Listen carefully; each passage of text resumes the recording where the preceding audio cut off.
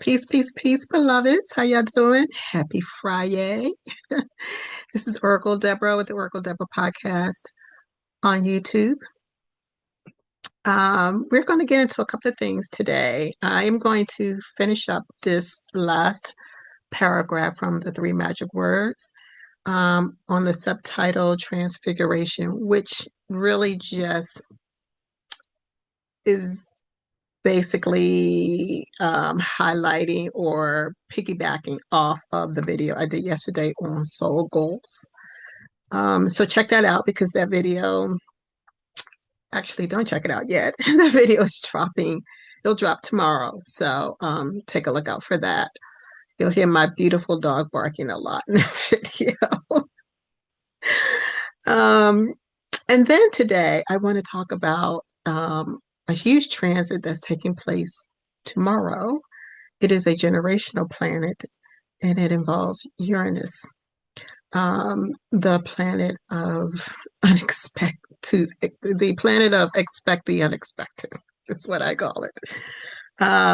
So without further ado, first, please like, share, and subscribe. I am glad to be back on the scene again. My health is slowly getting back to where it needs to be. And I know I didn't mention before, but my mom passed in January. So that's sort of, that was what it was. So I'm starting to emerge again. So 'tis the reason I took so much time off. But I'm happy to be back. Like I said, I think what's happening in the sky is sort of spearheading all these videos coming forth, but it is also the deep inner work, the more deep inner work I've been doing while I was taking care of health matters. So with that being said, we're going to get into this last paragraph. I'll do a short commentary. It's very, very short. I'll do a short commentary, and then we'll get into a little bit of the astrology side, because I think you guys kind of got used to me, dropping at least some gems on the astrology side, which I love, which I love.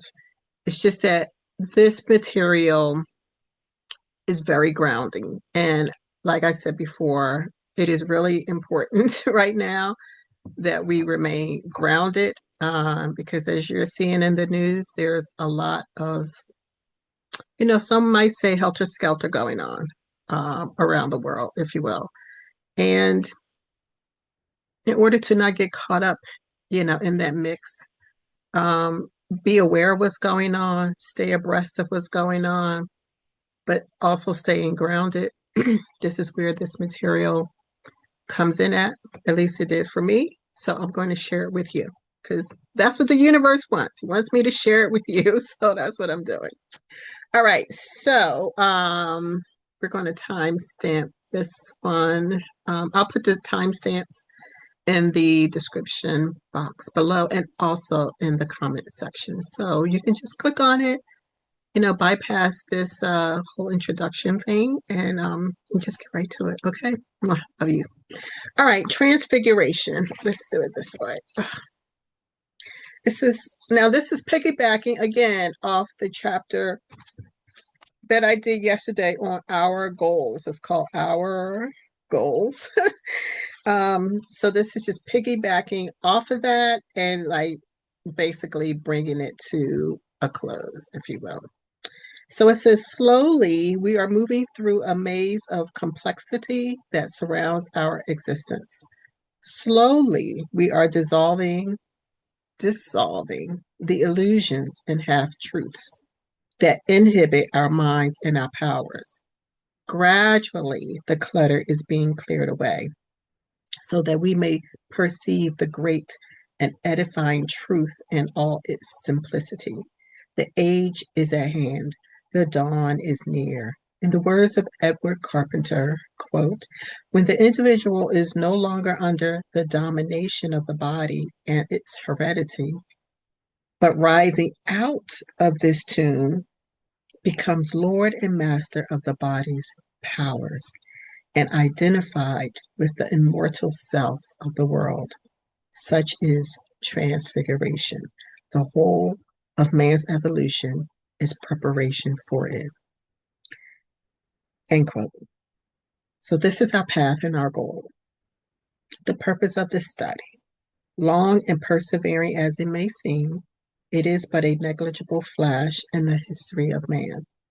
To him who through it perceives that sublime feeling and power by which he is able to identify himself with the immortal soul, with the immortal self, all the ages of none will have directed him to that moment. There is no greater goal or undertaking within the realm of life and endeavor. What is a year in its attainment, or even a lifetime? So that really is the gist of it. From there on, it talks about practicing our meditations. See, yeah, just it basically is talking about practicing your meditations and getting grounded there. And let's see if there's anything else. It says our meditation is this.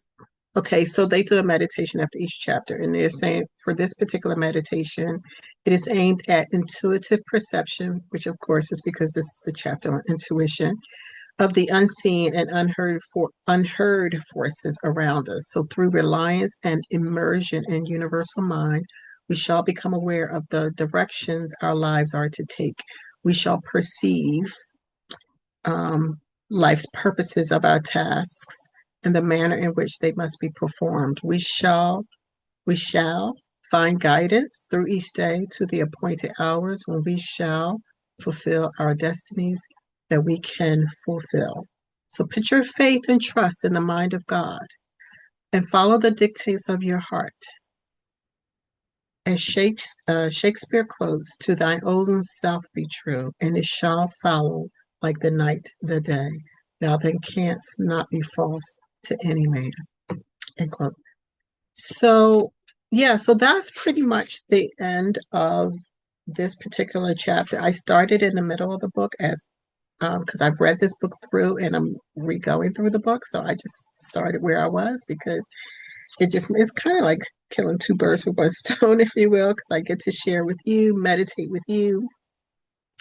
And then I'll go back later and highlight more material that I, for my own reference. So that is pretty much it. What what stood out for me is it talked about this maze of complexity that we are, moving through, and which I thought was particularly inspirational is about the slow dissolving, like just dissolving of the illusions and half truths. And I liken that to us coming out of the age of Pisces, which I said before, when I think of illusions, I think of Pisces because Pisces is ruled by Neptune, and Neptune is the planet of illusions and delusions. And so, and we have already moved into the age of Aquarius. Aquarius, though a water sign, is the water bearer pouring out the information on the people. This is why you see around the world all these truths coming out. Like people are speaking their truth, whether we like it or not. They are speaking their truth. It's like it can't be bottled up anymore because we were lodged into this age of illusion and delusion and also inspiration and spirituality. But there was a lot of illusions and delusions that came with that. I also think about there was a time period where, like, even in politics, it was like it wasn't politically correct to say certain things. And so people felt stifled about how to express themselves. Whereas before you just express yourself and, you were mindful of your community, your audience, whatever. And, you knew how to deal with that. But political correctness, you know, really stifled communication, truthful, clear communication, where people, were clear about what their relationship is or was, with the person in front of them, around them, in the family, wherever, across the board.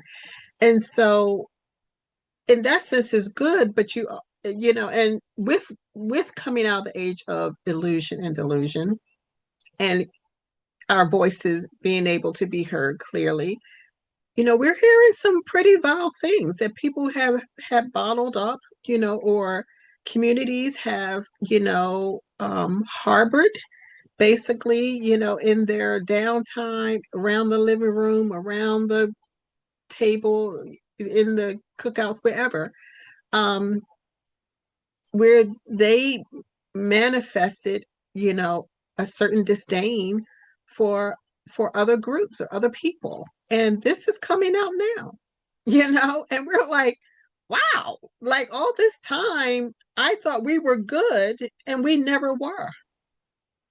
So this is what the age of Aquarius does, because Aquarius is the sign of humanity. It is the humanitarian sign. And it is about groups and communities and tribes and things of that nature. And so you you're not really a part of a group or a tribe if there are secret feelings, thoughts, beliefs that you're not aware of, that is not for your highest and best good. So I always say, I want to know the snake in my face. I don't want it slithering around me and all of a sudden I get bit. I don't want that. I want to see it. I want to see it coming so I know how to respond to it, you know? And not everybody likes that. Not everybody likes that direct communication, that direct form of conversation or a dialogue. Not everybody likes that. But I also say, you know, for me, why why don't you want it? Why don't you want clear, concise communication? How does it benefit you? And I'm thinking it benefits a lot of people who harbor information, um, control people through information, control circumstances through holding back information, all these things, right? You get the low vibrational things like gaslighting being able to, flourish in this type of environment. Again, I'm not trashing Neptune because it is the sign of inspiration and spirituality and dreams, right? This is Neptune. Every planet, every sign has a low and a high vibrational side to it. That's the world of duality that we live in. It just is, right? So no one is going to be exactly perfect in everyone's eyes, right? And so when we are aware of that, and we actually are aware of that, but if we don't get caught in the this is what I want and this is what I want from you and I expect you to know what I want, then we get into the delusional thing, if this makes sense, right? So anyway, this is the era of dissolving illusions and half truths, and those things that inhibit our minds and our powers, our true inner powers that literally is within us. So again, the clutter is being cleared away. They also said, like, if the space around you is cluttered, it could be an indication of, the cluttered thoughts in your head. So clear the space around you, you'll be able to think a little clearer. I know for me, it makes me feel better. It's like, okay, this pile has been sitting here, paperwork. I have been inundated with paperwork, for several months now. And I was finally able to, allocate, okay, this goes here, this goes here, this goes here. And then there was just one pile that was just kind of like hiding away. And it was important information that I finally got a chance to go through. And I was like, okay, good. We're in a good place. So clear the clutter around you, even if it's your clothing closet or your pantry or weeds in your garden, things like that. So keeping it very simple, very practical day-to-day things. And then moving on, he gives a quote from Edward Carpenter. I'm going to be honest with you. I don't know who that is. I'll look it up later, but you can look it up. And so he gives a quote about that. And I'll read the quote because the next sentence sort of sums up everything. And it says, when the individual is no longer under the domination of the body and its heredity, but rising out of this tomb, becomes Lord and Master of the body's powers and identified with the immortal self of the world. Such is transfiguration, which of course is the title of this particular paragraph. The whole of man's evolution is preparation for it. So all that we go through, all of our journeys, all of our ups and downs, and ebbs and flows, everything, all of it is leading to this transfiguration. This is our evolution, if you believe that.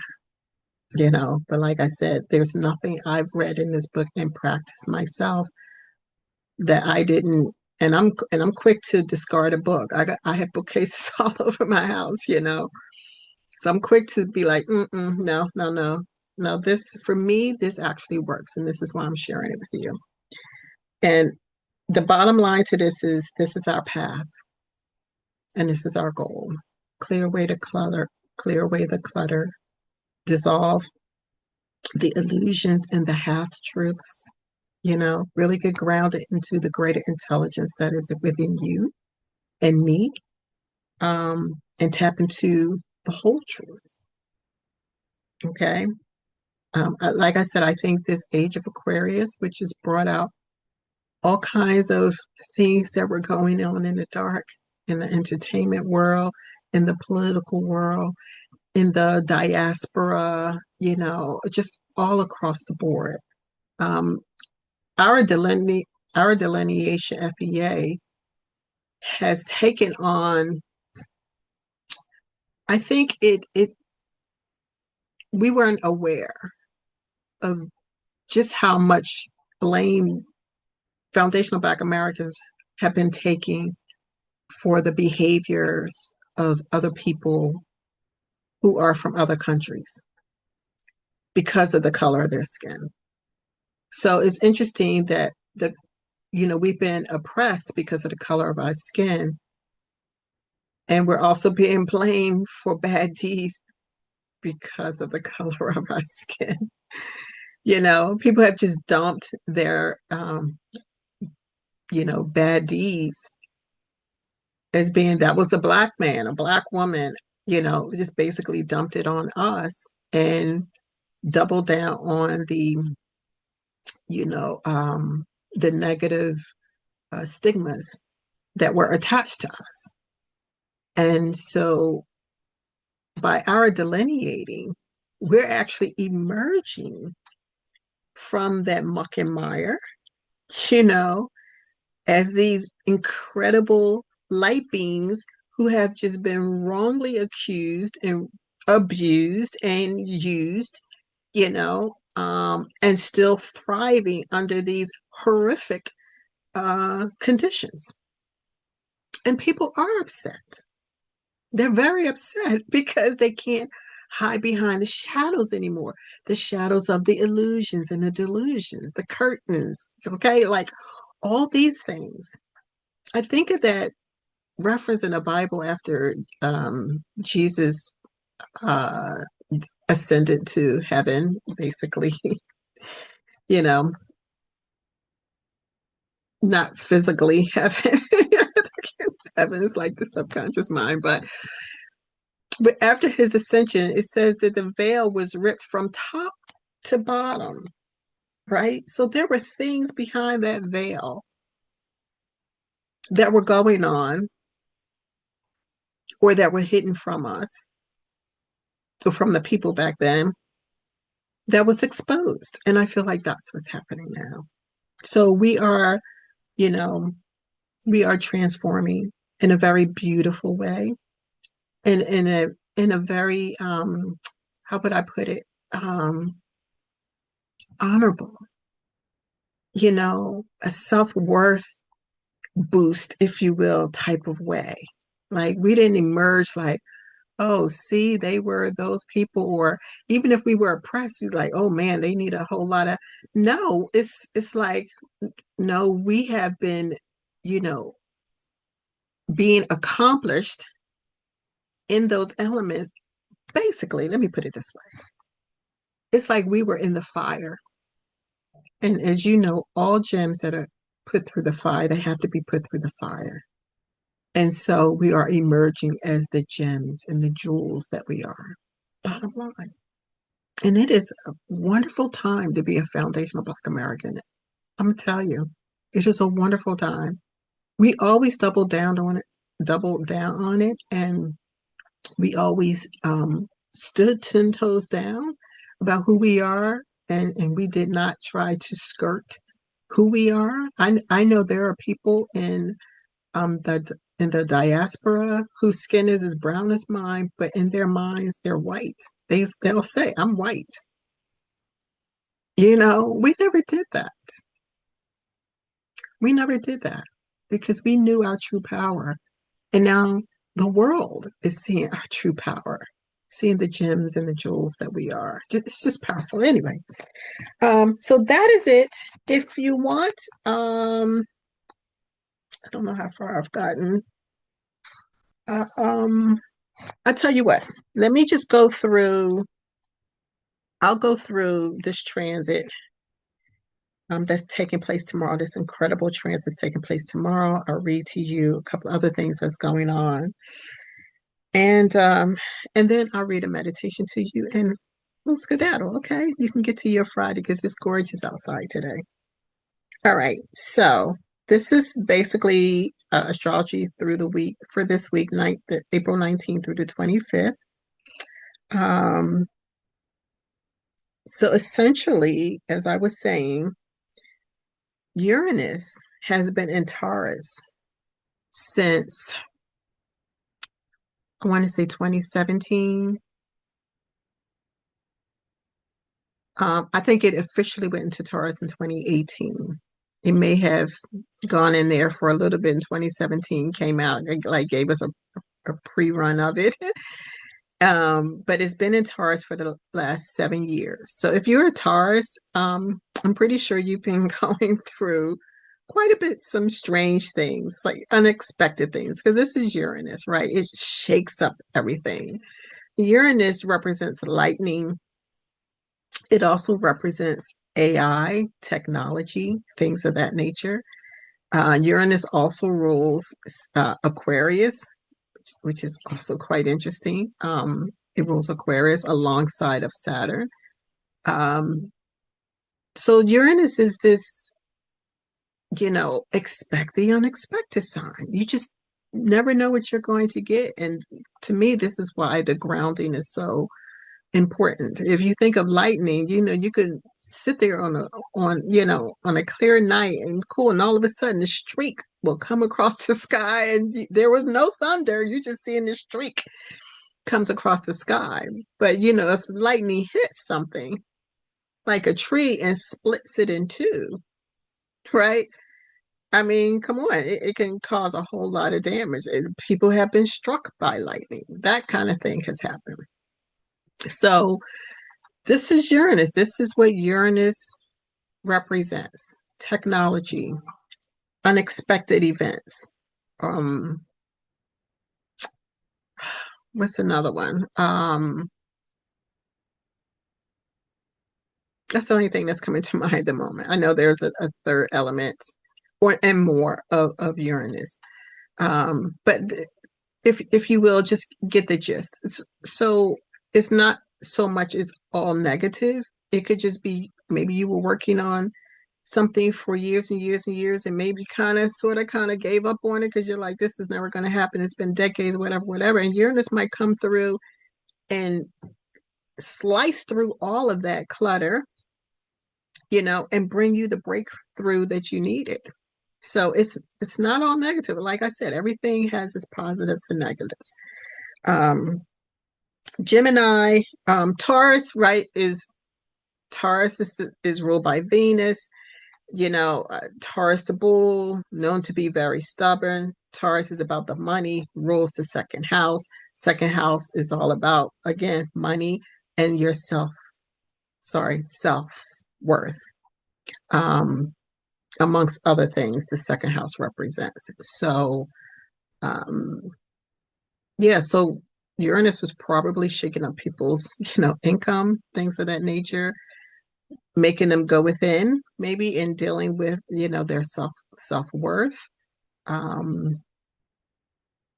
or shaking up relationships, shaking up your relationship with yourself, especially if your Taurus sun in your first house, right?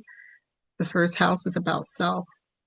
I don't know why maybe this is why I'm having problems speaking. It's like this thing is moving into Gemini and got my tongue feeling all thick.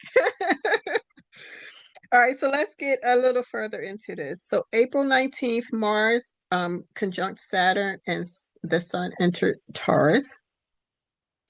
So that has taken place. Recently, Aries was, and it's still kind of crowded. We got Neptune in Aries. We have Saturn in Aries. We had multiple planets in Aries. What was the other planet in Neptune, Saturn, Mars was in Aries at the same time. Plus we had, it was Aries season, so the sun was there. And then we had a new moon in Aries, so the moon was there. Like Aries was, was really going at it, and you could kind of see what was going on in the around the world, how that took place. And it wasn't necessarily, people thought there was going to be a full eruption of all kinds of things, and some things did erupt, but essentially, especially during that new moon stage, it was actually very calm. And I think it was because Saturn was there saying, no, we need to temper. Because Saturn's about, restrictions and discipline. And I think Saturn being there kept things under, some control. Some things, yes, did take place. We had the young lady in Tanzania that got deleted. We had the gentleman recently who, all the 8 kids were deleted. We had the politician who deleted himself and his wife. Like, this is a lot. There's a wildfire going on in Georgia. I heard of a tsunami in Japan. Like, so things has and are currently being dealt with because of those things. Not to mention the wars and things going on with the Iran and Israel and the United States, so that thing going on. The Hormuz, I was trying to think of the path of Hormuz, things going on there. So a lot going on. And on top of the fact that Democrats are being pulled up on, by FBAs and saying, where's the check? You can no longer expect us to just vote for you and expect nothing in return. Like, how delusional is that? Like, that is, to me, that is the pinnacle of delusion. Hey, rah rah from me, and get out the ways. I just need to get elected. What? And then they're gaslighting us like, what's wrong with you? What makes you think you're going to get something for your vote? Like, it's just crazy. To me, that is like the pinnacle of gaslighting, like right there. So anyway, April 23rd, which was yesterday, Venus moved into Gemini, and it's going to be conjunct Uranus. Venus conjunct Uranus, and Venus enters Gemini. So maybe what is taking place here, because I don't have my other app with me, is Venus was in Taurus. So yeah, so Venus was in Aries a few weeks ago, moved into Taurus. Now Venus is moved into Gemini yesterday, but tomorrow Uranus moves into Gemini and then squares the sun and Pluto. So that was really the big transit, is Uranus ingressing into Gemini after 7 years, which is considered part, if you will, of a generation. It's like because it stays there for so long. It's a slower moving planet. And it's going to have Venus there. So that's going to be really interesting. All right. So I'm going to, recently the sun is now moved into Taurus. So we're in Taurus season. Happy birthday, Taurus. My late friend is a Taurus. And quite frankly, I have met quite a few Tauruses since then, and none compares to her. I'm just saying. No offense to Taurus, but I think she is the one person I met who literally represents all of the high vibrational sides of Taurus. And we were like two peas of a pie, and I don't know why. Like I said, I've met other Tauruses since then, and um Taurus and my heavy placements in Sagittarius is just like a no-no. So the fact that we were a yes still boggles my mind, but I never looked up her chart. So yeah. So happy heavenly birthday to my friend Mary. So Venus entering Gemini yesterday. Of course, Venus has this connection to beauty and receptivity and worth, and Gemini is communication and sharing, curiosity and learning.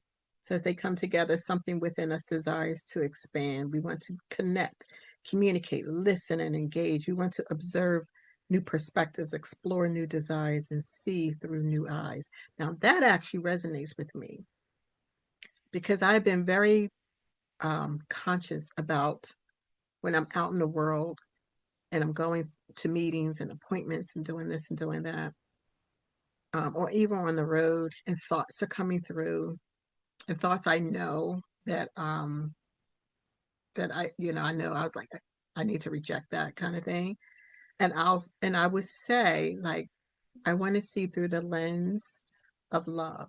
I want to see people as God sees people. I want to treat people as God treats people.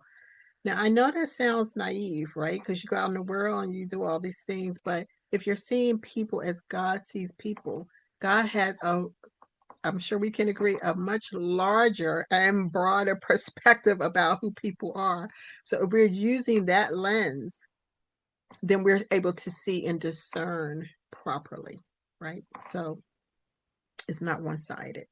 So that part resonates with me. This transit supports sociability, openness, and a sense of ease.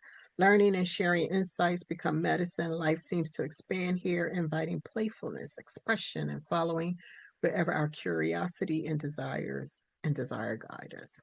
Right. So that was a short clip on Venus entering Gemini, which was yesterday, April 23rd. Excuse me. And I'll put a link in the description box below where you can tap on this site and, see the information for yourself. So Uranus entering Gemini, one of the most significant astrological events of 2026 is the movement of Uranus into Gemini on April 25. That's tomorrow, 2026. As an outer planet, Uranus moves slowly. Moving its transit into another zodiac sign is influential. The planet is known to bring change, evolution, innovation. That was the other word I was trying to think of. Uranus is about innovation, and you are evolving. And of course, there's change. And as it begins expressing itself through the lens of a new sign, our relationship with time, evolution, and innovation shifts too. We all know that time really is an illusion as well, right? Okay. As Uranus travels through Gemini, its influence is filtered through the mind. It brings a new way of perceiving, thinking, communicating, and sharing. It reshapes how we interact with one another and supports a breaking away from inhibiting narratives and patterns of thinking. This information or paragraphs I've been reading to you from, this book, The Three Magic Words, is directly in line with this because it's all about thought. So if you are breaking away from inhibiting narratives, i.e., locks, or what do they call it? What is that word? give me 1 second. Prompters. They call them prompters, right? So you have negative and positive prompters in the subconscious mind in the programming. And those things that are negative that are locked in, right? I think this is why they call them locks. Those things are there too. So if you're having a breaking away of these things, this is what Uranus is going to help support. Again, I think this whole journey I'm on, I must have been sensing this transit coming to fruition for the past couple of months now, because this is exactly where I'm at. The invitations of long-term transit of this vastness reveal itself through time. This week, however, begins our exploration of that realm that's about to escort us through the next 6 years of our existence, both individually and collectively. Now, the sun, which is currently in Taurus, is squaring Pluto. So the threshold moment takes place when we experience the upcoming square aspect between Sun and Taurus and Pluto in Aquarius on the same day as the Uranus transit. So that's happening tomorrow too, on April 25th. The sun is going to be squaring Pluto. The sun is going to be squaring Pluto, which is in Aquarius. The square is an illumination of where and what we are holding on to out of habit. It is where conscious meets unconscious. It is where our awareness meets patterns and that have been held in place by fear and shame. So, who we are comes into question for the purpose of personal truth, liberation, evolution. As we step into a new chapter and a new beginning, we want to leave behind doing away with the old and stepping into the new. This is amazing. As we step into a new chapter, a new beginning, we want to leave behind anything that is not real, illusions, delusions, and true, and bring only what is with us. Anything else cannot come along. Wow, that's very powerful. And then it gives a a breakdown of all the rising signs. I don't know that I want to read all this to you. I mean, it's not long, but it's not my material either. Okay, I'm just letting you know this is not my material. All right, I'm going to do it. So Aries rising, who are you becoming? The days ahead ask for a commitment to the person you have been shifting into and the desires that have been pulling you forward.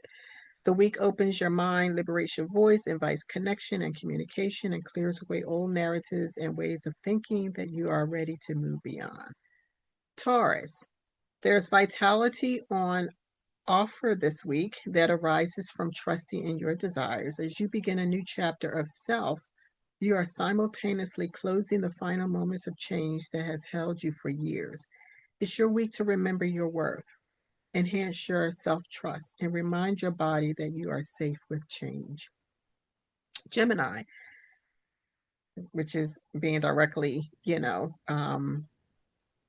affected right now. Something is shifting consciously and unconsciously for you beneath the surface in the days ahead. Your intuition heightens, your awareness sensitizes, your mind expands, and your understanding of self asks for more trust as you explore all that you are beyond your previous connotations. Allow space for silence as these changes call your name. Cancer. These are rising signs, guys, okay? Cancer rising. This week begins a new chapter as you open yourself to greater possibility and begin grounding your dreams into form. You experience shifts relating to belonging, spirituality, and intuition. Allow your heightened creativity and imagination to take you far beyond your past self-imposed limitations as you clear unconscious patterns and build something new. Very cool. Leo rising. This week nudges you to look ahead and dedicate yourself to the building of a vision, the building of a life that is real. Wow. The building of yourself and everything desiring to emerge through you. As it initiates a new chapter of contribution and collaboration, you experience a greater connection to your sense of purpose and belonging. Virgo rising. Something is shifting for you this week. It's inviting you to be open, trusting, and patient as the exact direction of your calling evolves.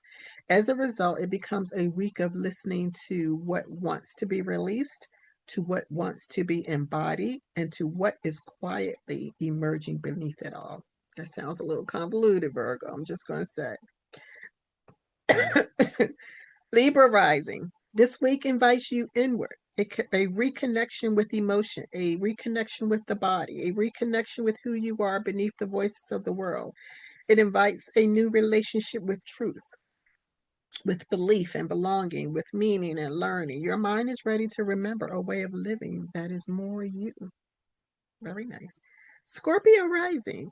You're supported with an anchoring and grounding this week in your own self and in the existing steady relationships around you. Yet, it also initiates profound change, the kind of change that draws you more into yourself, your patterns and layers, emotions and unconsciousness, the kind of change that emerges from a heightened awareness of what lives within. Sagittarius, that sounds deep, right? Scorpio is always, it's going to always go deep. That sounded really deep. Sagittarius rising, that's me. Attune to your body's rhythms.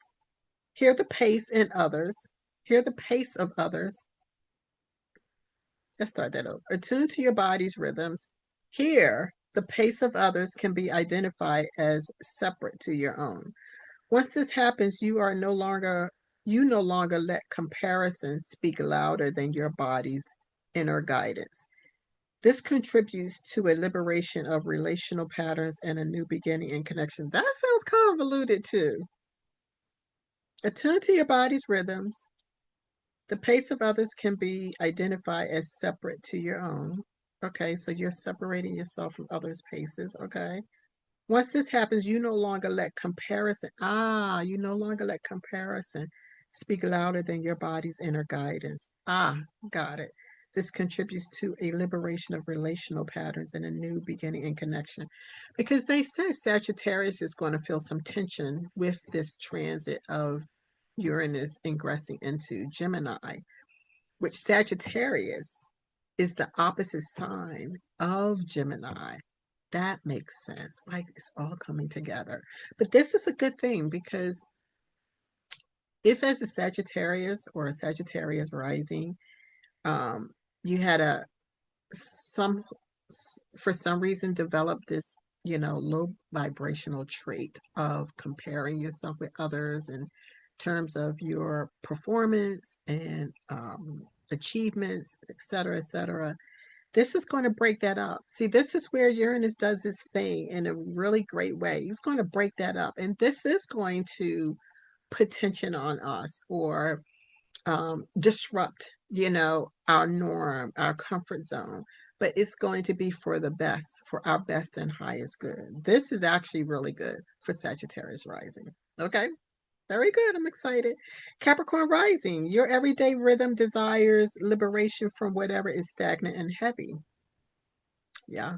This week asks you to weave pleasure into your everyday living, happiness into your building, and beauty into each step, taking in devotion to your long term desires. I think this is where this uh, Venus conjunct Uranus is coming in at. It's like Capricorn's like work, work, work, work, work, focus, patterns, traditions, practicality, all of that.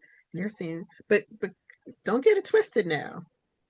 Capricorn, I know we're talking about Capricorn rising, but Capricorns, you know, are very different behind bedroom doors. Okay, I'm just saying.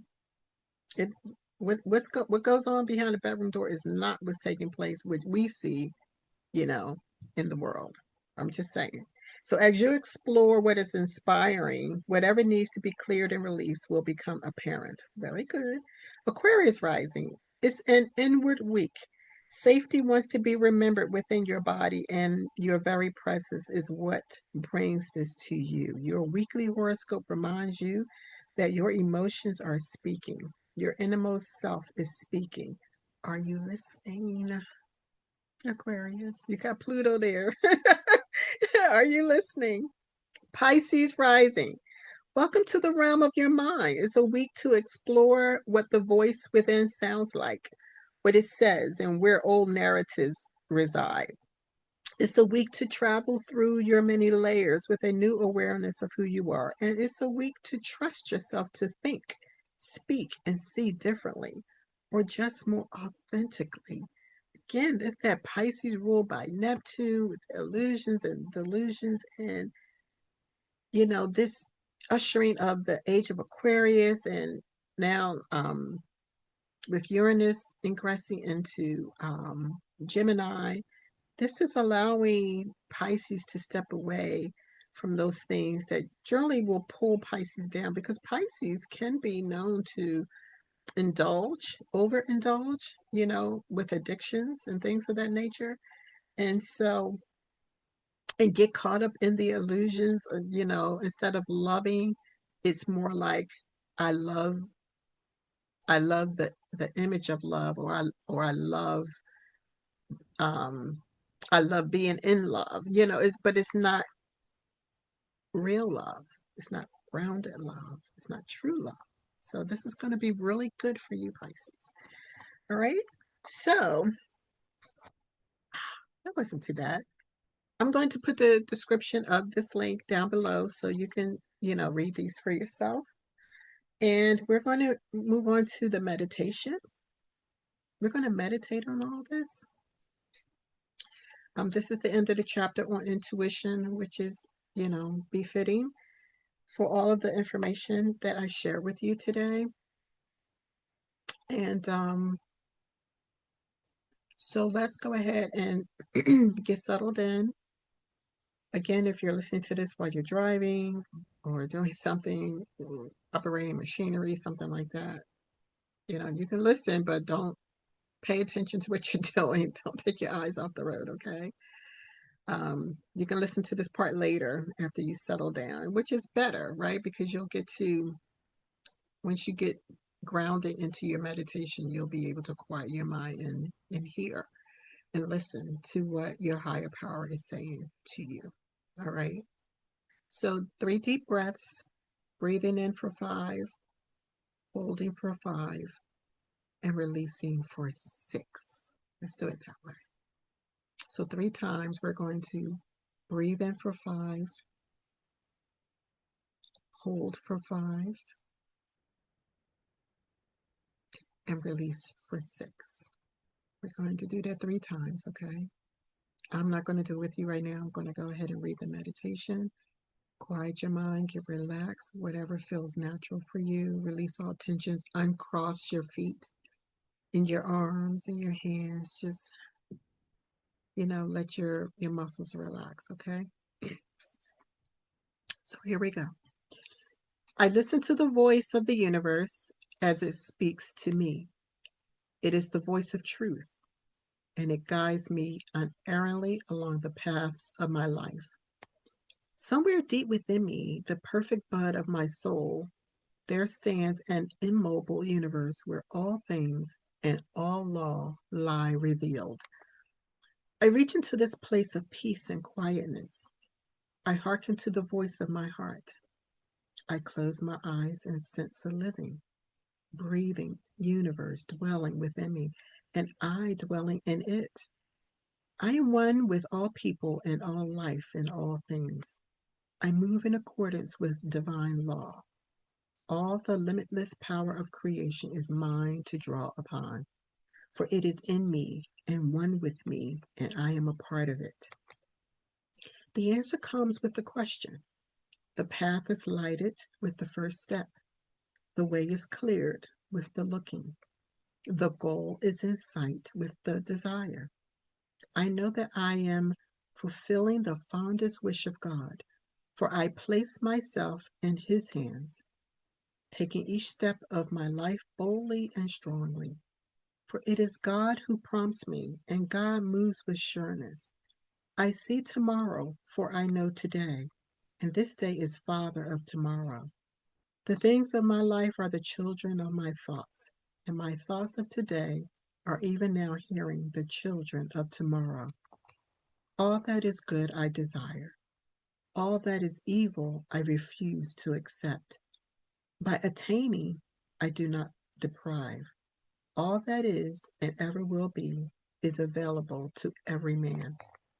He need only ask, and it shall be given. I bind myself to the power for good that surges heavenward all around me. The limits and inhibitions of my past are gone. Each day is a new birth of my soul. Each day is another step on my journey to a oneness with God. I do not seek, I know. I do not strive, I am guided. Ashe, Ashe. As I was reading this, I'm like, I'm getting Aquarius in this thing. Because Aquarius says, I know. That's the I statement for Aquarius. I know.